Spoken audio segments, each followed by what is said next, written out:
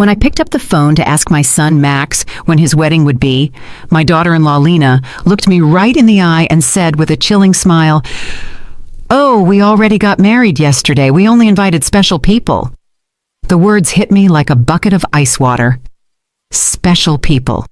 I, who for 3 years had paid their monthly rent of $500, bought every piece of furniture in their house, and filled their refrigerator when they had nothing to eat. I was not a special person. I stood there in the living room of my own house, holding the phone as if it weighed 1,000 pounds, watching my son avoid my gaze while Lena made herself comfortable on the sofa I had bought for them. The pale pink dress I had picked out for her wedding hung uselessly in my closet, along with the new shoes and the illusion of being part of the most important day of my only son's life. I had spent $200 on that dress, thinking about how nice I would look in Max's wedding photos in which I would never appear. For weeks, I had planned every detail. I had put money aside to give them $1,000 as a wedding gift. I had called my sister Diana in Chicago to tell her the good news. I had cleaned my house from top to bottom, thinking they might come celebrate with me after the ceremony. All of that collapsed in a second with those 4 poisoned words, "Only special people." Max finally lifted his gaze and said in a rehearsed-sounding voice, "Mom, it was an intimate thing, very small, just the 2 of us and the witnesses." But I knew it was a lie. I saw the photos on social media. I saw Lena's parents proudly posing next to the bride and groom. I saw her siblings toasting with champagne. I saw Lena's white dress, which I had helped finance with the $800 I had given her last month for her personal expenses. I saw everything I wasn't supposed to see. A week later, exactly 7 days after that humiliation, Lena called me with a completely different voice. She was no longer the confident woman who had excluded me from her wedding. Now she sounded desperate, almost pleading. "Renate, the rent is overdue. The landlord is pressuring us and says if we don't pay this week, he will kick us out. You forgot to make the transfer." Her voice trembled slightly, as if the world were ending. I was silent for a few seconds, remembering all the times I had run to the bank to make that transfer. All the times I had canceled my own plans to make sure they had a roof over their heads. All the times I had eaten beans and rice so I could give them money for their desires. And now, after they had excluded me from the most important moment of their lives, they had the audacity to call me as if nothing had happened. "Lena," I said with a calm that surprised even me. "Didn't I warn you that I only help special people?" The silence on the other end of the line was so deep that I could hear my own heart beating. For the first time in years, it was not I who was trembling, but her. "Renate, I don't understand," she stammered. "We were always special to you. You're like a second mom to me." Lies. All lies. Wrapped in that sweet voice she only used when she needed something. The same voice she had used to ask me for money for the wedding dress, for the honeymoon, for the rings, which I had helped finance without knowing I would never see the ceremony where they were exchanged. For so many years, I had this constant feeling of walking on eggshells, weighing every word, every gesture, every gift, hoping to get a crumb of affection from my own son. I was the perfect mother, the obliging mother-in-law, the silent provider who never protested when they treated me like I was invisible. But that phrase, "only special people," awakened something in me that had been dormant for far too long. I had calculated in my head how much money I had spent on them in those 3 years. Between rent, food, gifts, emergencies, and whims, it was over $20,000. $20,000 I had taken from my retirement, from my savings, from the money my late husband had left, so I could live my last years in peace. And what was all that for? To be treated like a stranger on my own son's wedding day. That night after I hung up, I sat on my bed and cried. But they weren't tears of sadness. They were tears of anger, of accumulated frustration, of years of silently endured humiliation. I cried for all the times they made me feel that my love was a burden, my presence a hindrance, my money the only thing I had to offer. I cried for the foolish mother I had been, for the woman who had lost herself trying to be indispensable to those who considered her dispensable. When I woke up the next morning, something inside me had changed. It was not just the pain of betrayal, it was something deeper, colder. I stood up and looked at myself in the bathroom mirror. The same tired eyes as always, the same wrinkles that told stories of years of giving love without getting it back. But there was something else in my gaze, a hardness I didn't recognize, a determination that had been buried under years of compliance. I went to the kitchen and made coffee, as I had every morning for 40 years. But this time, I didn't think about calling Max to ask how he had slept. I didn't check my phone in anticipation of a message from him apologizing for the previous day's humiliation. For the first time in a long time, I was my own first concern of the day. I sat at the table where I had so often planned surprises for them, counted bills for their expenses, and cried silently when they treated me with indifference. Now, this table would be a witness to something completely different. I took out my checkbook, my bank statements, and started to do the math. I wanted to see, in exact numbers, the extent of my own foolishness. Monthly rent of $500 multiplied by 36 months was $18,000. Food and supplies, approximately $200 a month, was another $7,200. Birthday gifts, Christmas gifts, anniversary gifts, at least $3,000. Lena's medical emergencies, $800. The car loan they never paid me back, $2,500. The air conditioner repair in their apartment, $600. The living room furniture, $1,200, $33,400. That was the exact sum of my generosity. $33,400 I had wasted from my husband's inheritance, from my pension, from the savings I had put aside penny by penny for decades of honest work. All that money thrown out the window to keep two adults comfortable who couldn't even pretend to respect me. The phone rang, and I saw Max's name on the screen. Normally, my heart would have pounded as I ran to answer, hoping he would finally apologize and explain that everything had been a misunderstanding. But this time, I let it ring once, twice, 3 times. Finally, it fell silent, and I continued drinking my coffee as if nothing had happened. 10 minutes later, it rang again. This time, it was Lena. I let it ring too. Then a text came from Max. "Mom, please answer. We need to talk." I deleted the message without replying. At 2 o'clock in the afternoon, I decided to go for a walk. I hadn't done that in months without a specific purpose, without an errand related to them. It was always the bank for transfers, the supermarket to buy them something they needed, the pharmacy for Lena's medications. Today, I went for a walk just because I wanted to. I walked past the park where I had often taken Max as a child. I remembered that sweet boy who hugged me tight and said I was the best mom in the world. When had he become this man who treated me like an ATM with feelings? When did I start confusing love with money?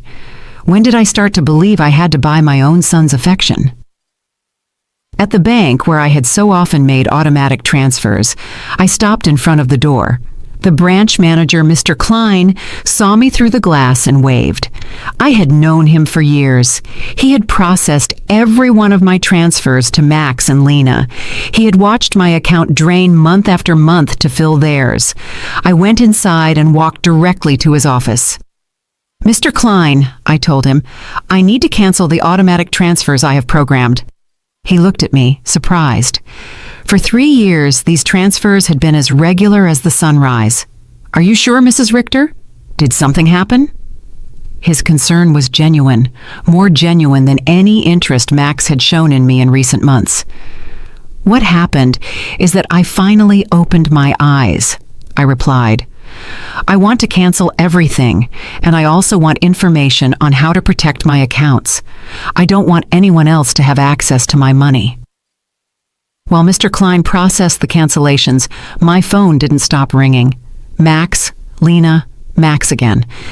It was as if they had developed radar to detect when their source of income was in danger. I turned the phone off completely. "Mrs. Richter," Mr. Klein said as he handed me the papers, "I apologize for intruding, but in all these years, I have seen you be very generous with your family. I hope you are not being pressured to make these changes." His words touched me deeply. This man, who barely knew me beyond bank transactions, showed more genuine concern for my well-being than my own son. "I'm not being pressured, Mr. Klein. On the contrary, I have finally stopped pressuring myself." When I left the bank, I felt strangely light, as if I had left an enormous burden in that office. For the first time in years, my money was entirely mine. I had no financial obligations to people who saw me as a resource instead of a person. I went home and thought about all the things I hadn't done to please Max and Lena. The trips I hadn't taken to save money for them, the friends I no longer saw because I was always available for their emergencies, the hobbies I had given up because every dollar I spent on myself was $1 less for their needs. When I got home, I found 3 cars parked in front of my door, Max's, Lena's, and one I didn't recognize. I could see movement inside my house through the windows. My blood ran cold. They had keys. I had given them keys because I trusted them, because I thought they would one day take care of me just as I had taken care of them. I took a deep breath before opening the door. It was time for the first real confrontation of my new life. I opened the door to my house and saw a scene I will never forget. Max was sitting on my sofa with his head in his hands. Lena was pacing back and forth like a caged animal, and an older man I didn't know was going through papers on my dining table. My papers, my personal documents. "What is happening here?" I asked in a voice that sounded louder than I expected. All 3 of them looked at me as if I were the intruder in my own house. Lena was the first to speak, and her voice had that desperate urgency I had already heard on the phone. "Renata, thank God you're here. We need to talk. Mr. Fisher is from the law firm we consulted about your situation." "My situation?" The question came out of my mouth with a calm that surprised me. "What situation? I'm doing perfectly fine." Max finally lifted his head and looked at me with those eyes that once belonged to an innocent child and now only reflected financial panic. "Mom, we went to the bank and they told us you canceled all the transfers. Mr. Klein explained that you also blocked our access to your accounts. We don't understand why you did that." Mr. Fisher, a man in his 50s in a gray suit and a smile that didn't inspire confidence, approached me with an outstretched hand. "Mrs. Richter, I am Dr. Fisher, a family law attorney. Your children are concerned about your mental well-being and have asked me to assess the situation." I didn't shake his hand. Instead, I went directly to my dining table and collected all my documents that he had been reviewing without my permission. "These are my private papers. You have no right to look at them without my consent." "Mom," Max interjected with that condescending voice he had perfected in recent years, "we're worried about you. Your behavior has been very strange lately. First, you financially cut us off without an explanation. Then you don't answer our calls. We think you might need professional help." Lena approached and tried to take my hand with that fake tenderness she reserved for moments when she needed something. "Renate, honey, we know you're under a lot of stress. Maybe the loneliness is affecting you more than you think. At your age, episodes of confusion are normal." The word confusion echoed in my head like an alarm bell. Now I understood why they had brought the lawyer. It wasn't about helping me. It was about declaring me mentally incompetent and taking control of my finances. The same woman who had told me they only invited special people to their wedding was now treating me like a senile old lady. "I am not confused," I said with a firmness that silenced everyone. "I am clearer than I have been in years, and you are going to leave my house right now." Mr. Fisher interjected with that professional voice lawyers use when they want to sound reasonable. "Mrs. Richter, I understand you feel overwhelmed, but your children have a right to intervene if they believe your ability to make financial decisions is impaired. They have documented several concerning behaviors." Concerning behaviors. The laugh that came from my throat was hoarse, almost cruel. Like what?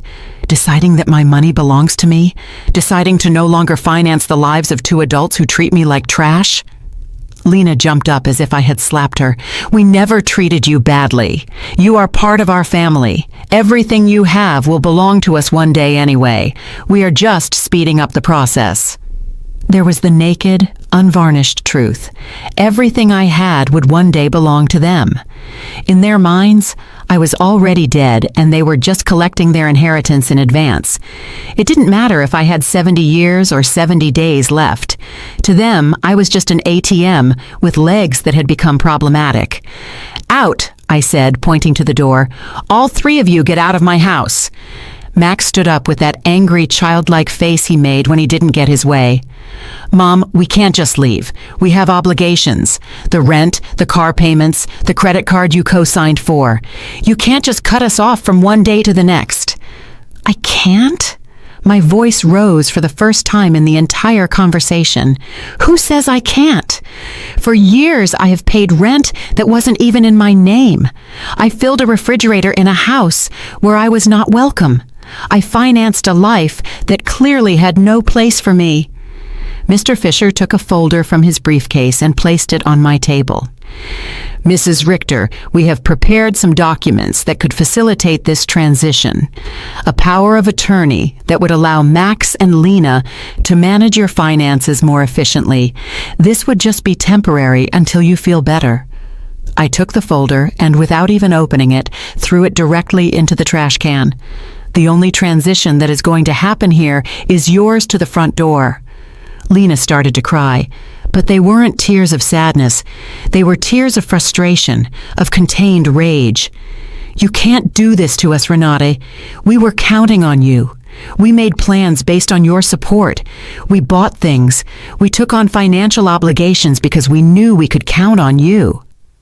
Obligations based on my money, I replied. Not on my well-being, not on my happiness, not on my company, just on my money. And now that I have decided that my money is better used in my own life, I am suddenly a confused old woman who needs legal guardianship?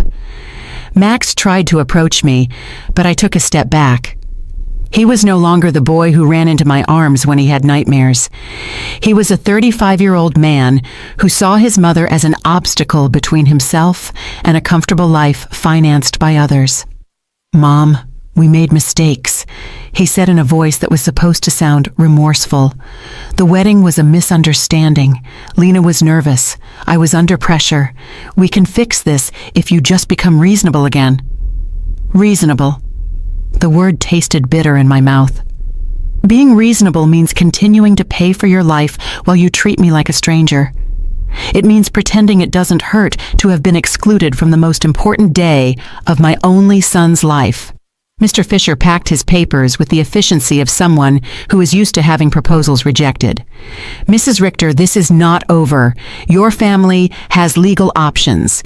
If you are indeed making irrational decisions due to mental health problems, a judge can determine that you need guardianship. His words were like a blow. I realized this was not just a manipulative family visit. It was a real legal threat.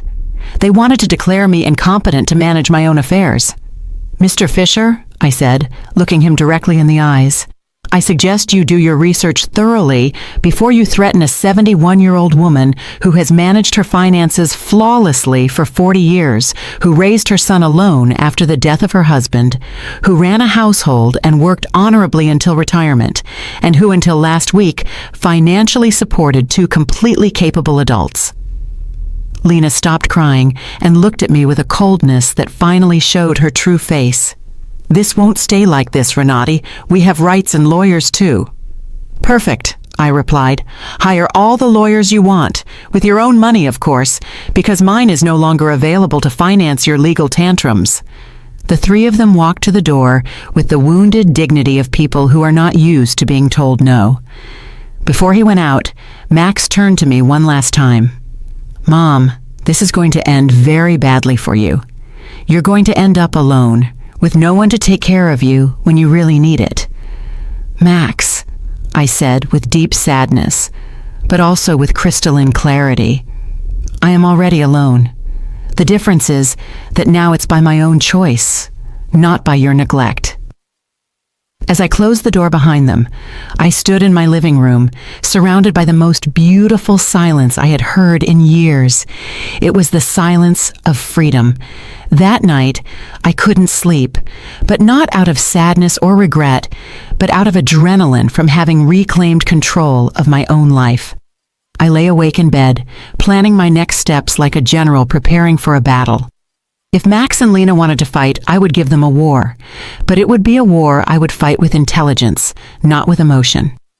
At 6 o'clock in the morning, I was already dressed and ready to go. My first stop was the office of attorney Mr.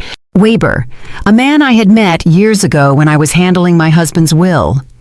Unlike Mr. Fisher, whom Max and Lena had brought, Mr. Weber had an impeccable reputation and specialized in protecting the rights of the elderly.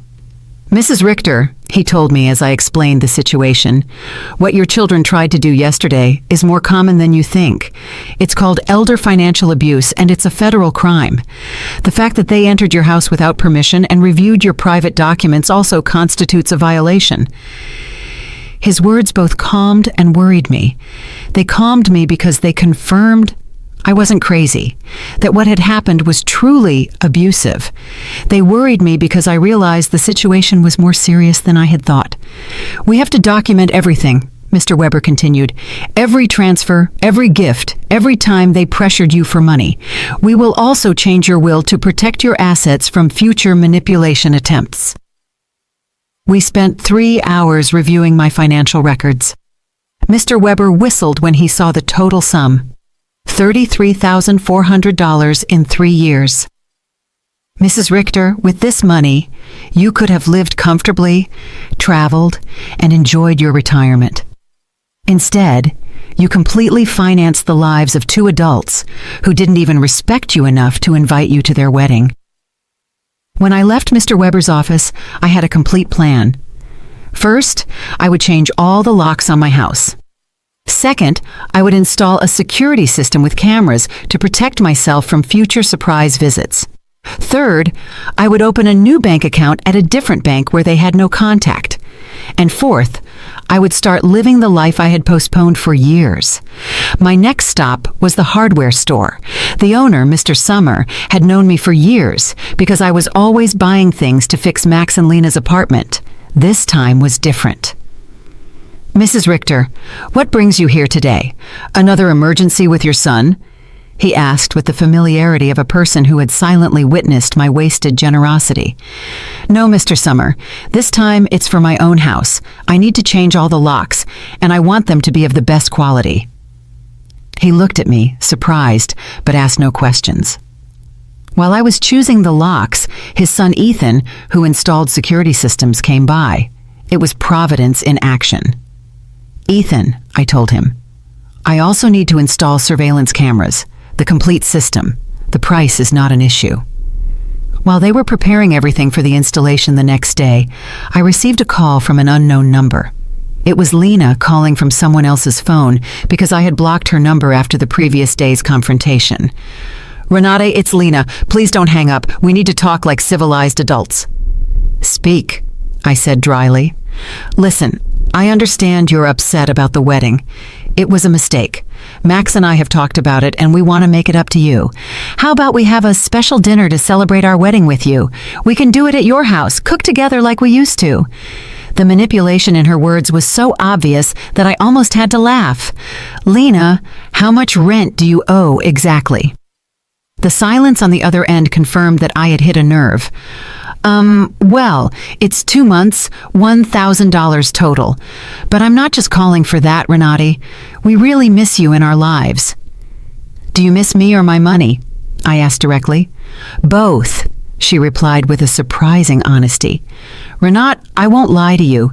Yes, we need your financial help, but we love you too. You're important to us." "If I'm so important," I said, "why wasn't I important enough to be at your wedding? Why am I not important enough to get a call that doesn't ask for money? When was the last time you called me just to ask how I was doing?" Another silence. We both knew the answer. Never. "Lena, I'm only going to explain this to you once. For 3 years, you have treated me like an ATM with feelings. You used me. You ignored me. You humiliated me. And finally, you insulted me in the worst possible way. Now that the money is running out, you suddenly discover you love me. Renat, please. I cut her off. There is no please. You made your choice when you decided I wasn't special enough to be at your wedding. Now I'm making mine. I hung up and turned the phone off completely. I didn't want any more interruptions on my day of liberation. That afternoon, I went to the beauty salon I hadn't been to in over a year. I always canceled my appointments because Max or Lena needed something urgent, or because the money I had set aside for myself became an emergency for them. "Mrs. Richter?" my favorite hairstylist Cynthia called out. "What a surprise! I thought you had forgotten us." "I didn't forget you, Cynthia. I just forgot that I also deserve to be pampered." I treated myself to the full treatment: cut, color, manicure, pedicure. For the first time in years, I spent money on myself without feeling guilty. While Cynthia worked on my hair, she told me about her life, her children, her dreams. It was refreshing to have a conversation that didn't revolve around Max and Lena's needs. "You look beautiful, Mrs. Richter," she said when she was done. "But more than that, you look free. Did something good happen?" "Yes, Cynthia. I finally learned to say no." When I got home that afternoon, there was a car in front of my door that I didn't recognize. My heart raced for a moment, thinking Max and Lena might have come back with reinforcements. But as I got closer, I saw an older woman sitting on the steps of my porch. "Mrs. Richter?" she asked as I got out of the car. "Yes, that's me. Can I help you?" "I'm Eleanor Brooks. I live next door. We've been neighbors for years, but we've never had a chance to talk.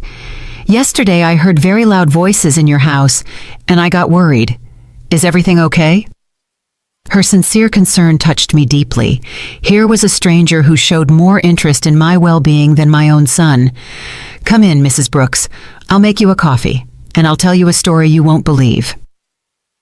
While I was making coffee, I told her the whole situation. Eleanor listened without interrupting, nodding occasionally, and when I finished my story, her eyes were filled with tears. "Mrs. Richter," she said, "you did the right thing. I went through something similar with my daughter 5 years ago. I also thought it was my duty to finance her adult life. I also believed they wouldn't love me if I didn't give them money. What happened? I cut off the money when I realized they only called me when they needed something. At first it was terrible. They threatened me, emotionally blackmailed me, tried to make me feel guilty. But after 6 months, my daughter called to genuinely apologize. Now we have a real relationship based on love, not on money." Her words gave me hope and confirmed that I had made the right decision. "Do you think Max and Lena will understand one day?" "Maybe yes, maybe no," she answered honestly. "But that's no longer your responsibility, Mrs. Richter. Your responsibility now is to live your own life." That night, for the first time in 3 years, I went to bed without worrying about whether Max and Lena had money for rent, for food, for their whims. I went to bed thinking about myself, my plans, my future, and I slept better than I had in years. The next day, Ethan and Mr. Summer came at 8 in the morning to change the locks and install the security system. While they worked, my phone didn't stop ringing from unknown numbers. Lena was still trying to contact me from different phones, but I had developed a new skill, completely ignoring calls that didn't suit me. "Mrs. Richter," Ethan said as he installed the cameras, "this system will give you absolute peace of mind. You can see from your phone who is coming to your house, even when you're not here. And if someone breaks in without permission, an alert is automatically sent to the police." The irony was not lost on me. I was installing a security system to protect myself from my own son, but it didn't hurt as much as it used to. It was simply a practical measure to maintain my newfound peace. While they were working, I decided to do something I hadn't done in years: call my sister Diana in Chicago. We had lost touch because every time we talked, I would tell her about Max and Lena's successes, about how much money I had spent on them, about how proud I was to be able to help them. I now realized that our conversations had become financial reports disguised as family news. "Renate," Diana answered, surprised. "Sister, how are you? We haven't spoken in months." "I'm good, Diana. Better than good. I'm calling you to tell you that I've finally come to my senses." I told her the whole story from the beginning, the secret wedding, the humiliation, the visit with the lawyer, my decision to cut off the funding. Diana listened to me in silence, and when I was done, her answer surprised me. "Renate, sister, it was about time. Every time we spoke, it broke my heart to hear you brag about how much money you gave them, as if love could be measured in dollars. I wanted to tell you something, but I didn't know how." "What did you want to tell me?" "That Max never spoke lovingly about you when I saw him at family gatherings. It was always, 'My mom helped me with this,' or 'My mom bought me that,' but never, 'I miss my mom,' or 'I love my mom.' It was as if you were a service provider, not a person." Her words hurt, but it was a necessary pain, like when a doctor cleans an infected wound. It hurts, but it's part of the healing. "You know what else I noticed?" Diana continued. "Lena always spoke about you in the future tense. When Renate is no longer here, we can remodel her house, or when we inherit, we will invest in the business, as if they were waiting for you to die to really live." This revelation hit me like a bucket of ice water. They didn't just see me as an ATM, they saw me as a temporary obstacle between them and their money. While I was trying to make them happy, they were planning their future without me. After talking with Diana, I sat in my kitchen, processing all this information.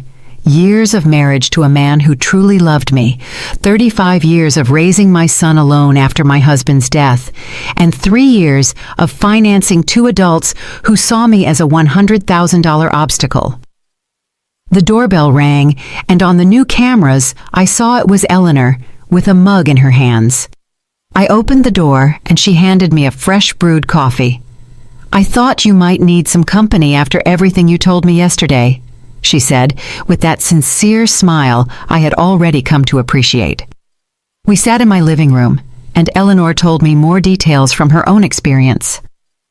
"My daughter said the exact same thing to me that Lena says to you. You're like a second mom to me. We're special to you. Everything will be ours one day anyway." Those are rehearsed phrases, Mrs. Richter. They learned them from the Emotional Manipulation Handbook. "Do you think such a handbook exists?" I asked half-jokingly. "Not officially, but it seems everyone reads from the same book. Chapter 1 is, Make her feel indispensable. Chapter 2 is, Create constant financial emergencies. Chapter 3 is, When she resists, question her mental health." We laughed, but it was a bitter laugh. It was both funny and tragic to recognize such predictable patterns in our own children's behavior. "Did you ever feel guilty for cutting off the money?" I asked Eleanor. "Every single day for the first 3 months," she answered honestly. "But then I started to see the results. My daughter had to get a second job. Her husband stopped playing golf every weekend and started looking for extra work. They learned to live within their means, and more importantly, they learned that I was a person, not a resource. That afternoon, I decided to do something I had postponed for years: visit my husband's grave. I always made excuses not to go because Max or Lena needed something urgent, or because the taxi fare was better invested in one of their emergencies. The cemetery was quiet and beautiful. Robert's grave looked a bit neglected because I hadn't been there to clean it in months. I sat on the grass next to his headstone and talked to him as if he were alive. "Robert, my love, I think I lost myself for a while. After you left, I put all my energy into Max.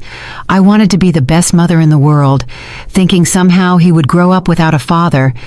But I think in the process, I forgot to be myself." The wind blew gently, and for a moment, I felt like he was listening to me. "Our son has become someone I don't recognize. Or maybe he was always like this and I didn't want to see it. His wife is, well, you know how she is. The money you left for me to live peacefully, I spent it taking care of them. But not anymore, my love. I have learned." I cleaned his grave, replaced the withered flowers with new ones, and stayed there for another hour, simply enjoying the peace. For the first time in years, I was not in a hurry to get home to solve a crisis for Max and Lena. When I got home, there were 3 cars parked in front of my door again. My heart raced, but this time I was prepared. The cameras showed me that it was Max, Lena, and 2 other people I didn't recognize. Everyone seemed agitated, talking to each other and pointing at my house. I didn't get out of the car. Instead, I called Mr. Weber, my lawyer. "Mr. Weber, they are at my house again. This time they've brought more people. What should I do?" "Don't get out of the car, Mrs. Richter. I'll be there right away and I'll call the police. After our conversation yesterday, I requested a temporary restraining order. They are not allowed to be on your property." Minutes later, Mr. Weber and 2 police patrol cars arrived. I watched the officers talk to Max and Lena, saw my son gesticulate angrily, saw Lena crying again, but this time her tears did not move me. One of the officers approached my car. "Ma'am, you can get out safely. Your visitors are going to leave immediately." As I got out of the car, Max shouted at me from the street, "Mom, this is ridiculous. We're your family. You can't call the police on your own son." "Max," I replied with a calm that surprised even me, "family doesn't threaten lawsuits for mental incompetence.